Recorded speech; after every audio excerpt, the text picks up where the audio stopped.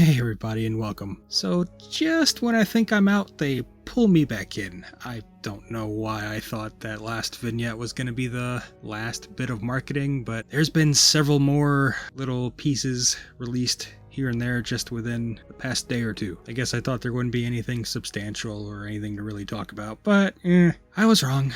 That's okay. The particular featurette we're going to be looking at right now involves someone from Capcom just talking a little bit about the movie. And because I know a lot of people have been wondering why Capcom allowed certain changes to be made in this movie and you know, I figured this would be something you guys are interested in if you haven't seen it yourselves already. So let's take a look.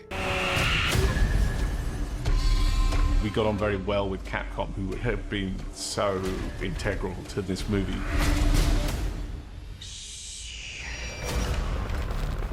本当にですね、ヨハネス監督がゲーム大好きなので、いろんなゲームの要素をしっかり入れてます。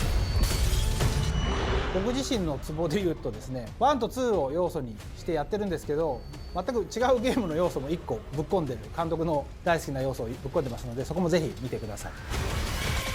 We have to stop Umbrella. ヨハネス監督が新たにバイオハザードを作ったと思っていただければ、ゲームファンもですね、映画とゲームの違いをぜひ楽しんでいただければ、ゲームも面白いし映画も面白くなると思います。And that's that. So I started laughing there because he said, oh, the director put in one of his favorite Easter eggs from one of the future games. I hope you can find it. And I'm like, dude, we already know. He's talked about it at length. It's the Code Veronica tease, I'm assuming. But yeah, so for those of you wondering, Capcom isn't bothered by the changes. I mean, you have to remember, these are the same people who were extremely gung-ho about letting Paul W.S. Anderson and Mila Jovovich, the husband and wife duo who did the previous Resident Evil movies, they just let them go wild and even started taking ideas from those movies and putting them in the games. So if any of you expected Capcom to be upset in any way by this movie, that was never gonna be the case. I'm sorry. There was one thing I thought was kind of neat. I don't think I saw it in any of the other trailers or vignettes. Just gonna look here. And then we see a flaming zombie, which might even be the truck driver. So it's neat that we're gonna get at least one flaming zombie, just like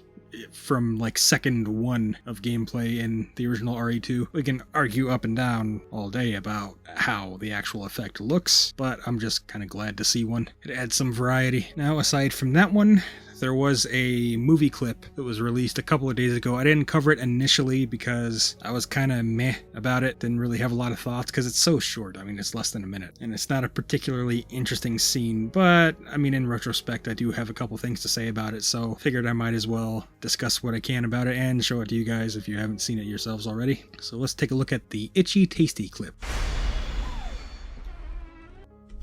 Yeah, and right away, I'm just gonna say it. I don't know if any of you guys agree, but this is not a scary zombie or creepy, at least to me. It's a lady in a nightgown. Yeah, she's missing a lot of hair and looks kind of scraggly, but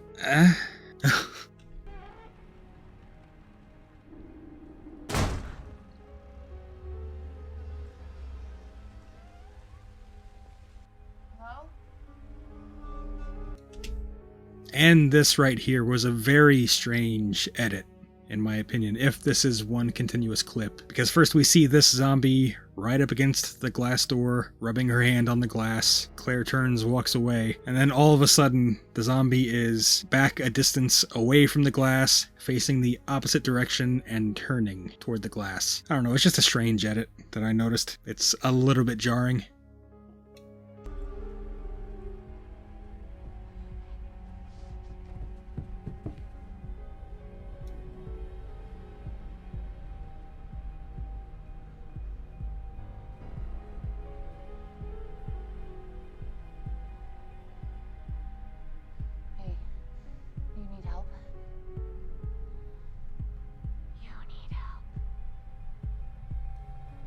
And I also want to explain, the first time I saw this clip, it was when I was away from the house. It was on my phone. I was watching on the lowest possible quality setting, so I wasn't using a lot of data, which admittedly, not the best way to see any kind of movie clip. But because of that, and because I couldn't really see anything, any details about the kid or anything, I actually thought this was Sherry, especially because of the line. Like, this exchange is straight out of RE2 Remake. Do you need help? You need help. But in hindsight, this is actually a zombie kid that we saw in another trailer. I can't remember specifically which one, which is why I can't like bring it up in this moment for comparison. But we did see this non-threatening zombie nightgown lady standing with infected zombie child before. And I guess I shouldn't be calling them zombies yet. They are infected from what I can tell. As in they haven't completely turned just yet. Well, I mean, I guess a argument can be made for the lady, but the kid is able to speak and has some intelligence left, so that's that.